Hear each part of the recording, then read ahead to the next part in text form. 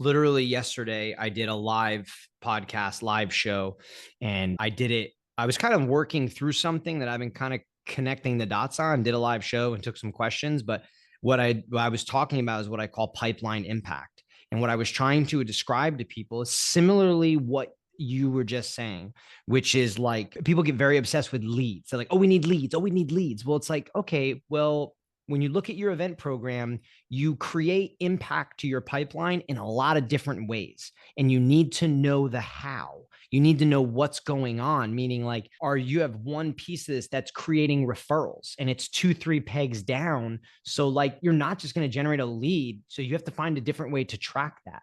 You have to understand, like, is it going to raise average sale? Is it going to create deal cycle acceleration? Is it going to just be a net new lead and they're going to buy from you in 6 months? Like, you got to understand it to then be able to draw the line back to how does this affect our pipeline? So that's just another excellent point. And I love hearing you saying it because it's kind of something that I'm working through to help our customers with and talk about. So it was really nice to hear. Yeah, I think it's really interesting, especially depending on the types of industry that you're in. Obviously, if you're Mhm. selling widgets or softwares Yep. or whatever it is, like really aligning again, like I am best friends with our sales organization. I love them so much, but Yeah. like we have a very unique long sales cycle, right? And so whereas a more traditional goal and objective, especially for a third party type of sponsored event like a trade show, it's obviously like, hey, we need deals, we need, it's Yep. tied to revenue. That's not always the case, and it shouldn't always be the case, right? And Agreed. so again, really being clear on what does a win look like, and Mhm. is this, getting us to the next step? Like sometimes that is just as important as a signature on the bottom of a contract. So it's like the greatest segue ever. And you didn't even know that you're supposed to segue. So that's awesome. We're going to segue to talk about trade shows. But what I love about what you're saying is so true in that, like, there's this whole ROI conversation and this pressure being put on event people. And I think it's overwhelming, right? It's overwhelming. And where people are missing, like, oh my God, I got to, okay, ROI, what deals? Oh my God, well, there wasn't a lot of new deals. And it's like, well, you need to understand, what is that show producing you? It may not be net new deals, but what is it producing? Are there distribution channels? Are there customers that are there? Is there, like, what is happening at that show? And understanding that is really vital to being able to create your ROI. I mean, to being able to put a report together that's like, hey, this is what's going on at these events. And this is, as I'm calling it, pipeline impact. Like, this is the impact it's having, because that's what everybody wants, right? That's eventually going for, but how you get there, it's different. So in April, Yeah, Nuremberg, Germany, nailed it. you're Never in. been. Yeah. Never been. Hopefully, I go soon. Embedded World 2024, big trade show for you guys, right? So, Yeah. third party conference, your exhibitor. I don't know if you sponsor, right? But it's a big thing for you. So, talk to me. Tell me your, you know, approach when you go to such a important part of your portfolio of events. Tell me your approach. Absolutely. So, we've done this show for nearly a decade at this point. It is it's the world's largest embedded computing conference. I know, like, when I tell my friends that, they're like, excuse me. And, but it is an incredibly important show. And what makes it stand out truly is how technical the attendees are. And I think that's Mm, really, it's an interesting, it's kind of the first thing on my strategy bucket of like, okay, this is not the chance for us to like create like all of this fluffy content and marketing materials that look mm, amazing.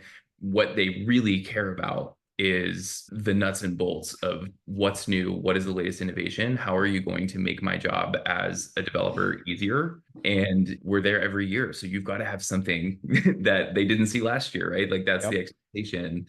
And beyond that, it's a really great chance for us to engage with our customers face to face. So it's kind of a two-prong approach. We've got the meetings piece, and we love catching up with all of our customers at that show Mm, every single year. Our executives love that show, right? They're attending in person, so it's a great chance for them to engage with our customers face to face as well. But there's also the technical side of it, right? So We had, I think, 10 subject matter experts that spoke as a part of the technical sessions and training. We had about 10 to 12 demos technically that really showcased the latest and greatest on our technology advancements.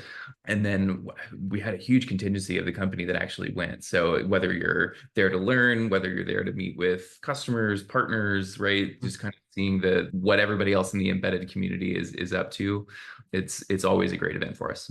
I like that you said that the attendees are technical, right? So something that like we talk about here all the time is we have a bit of a framework when we're working with somebody going to a trade show. First thing we talk about is the why. The next thing we talk about is the customer, prospect, audience, right? The third is we talk about the brand. The fourth is we end up rolling into goals, objectives. And then the fifth is kind of those four, like the pillar foundation to then create engagement, right? So I see so many people going to trade shows, having a booth designed for them, creating a strategy and approach and everything. And they've never really considered that, like, you are dead set on that these people are technical. They're not looking for some magical experience. They're just not. It doesn't even like resonate with them to a degree. They're technical. They want the information. They want to talk to experts. So is that something you landed on by yourself? Is that something that your company just knew? Is it through experience being there?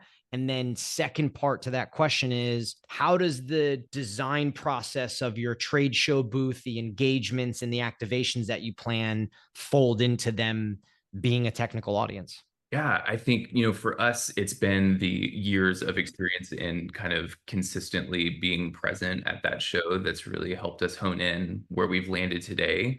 I think for a lot of event people and companies, my biggest piece of advice here is like, don't reinvent the wheel if you don't need to, right? And to your point of like understanding that this audience specifically is so technical, they are not going to remember what your booth looked like. They're not as in the weeds of like, oh, this wall graphic, like where should the logo? Is it the lower right-hand corner or left side, right? And they're spending so much money completely revamping their booth every year, where my whole thought on that process is like, if it's not broken, don't fix it. Like, yes, update, make sure everything is showcasing your latest and greatest. Maybe it's a tagline, maybe it's a few minor, updates to the products you're showcasing. But we've had the same booth layout wise for probably 4 or 5 years now. And that has been a huge cost savings. Yes. And right. And so then that really allows us and sets the expectation, I think, for the attendees of like, they know where to go, they know where to find us, they know who they need to go talk to from the previous year, if that's the type of, our developers have a very specific set of technology that they develop for. And so they know what they're looking for, the protocols that they're working with. And so that's been a really kind of impactful thing in a way, again, as we're trying to be as financially conscious for the business as possible, that we've been able to generate a lot of savings.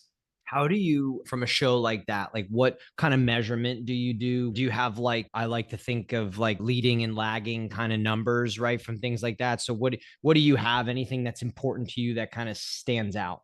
Yeah, I think for me, it's, obviously we're tracking, the meetings, the customers who we, had interactions with. We also are tracking the conversations from the demonstrations that we're offering, right? So we're scanning those leads. I think important there is that it's not a quantity game. It's much more important for those conversations that we're coming back and saying, hey, we talked to this many people. Like, I'm less concerned that it's a huge number and more concerned that we've taken the detailed information on how should we be following up with those people. And I think, again, as events pros, we're constantly having to work with other teams and making sure that we've got the right tools in place, the right measurements in place, the right metrics, and to be able to report out on that is really important. But thankfully, we've got a really good technology team that is really great on being able to make sure we're tracking everything really effectively.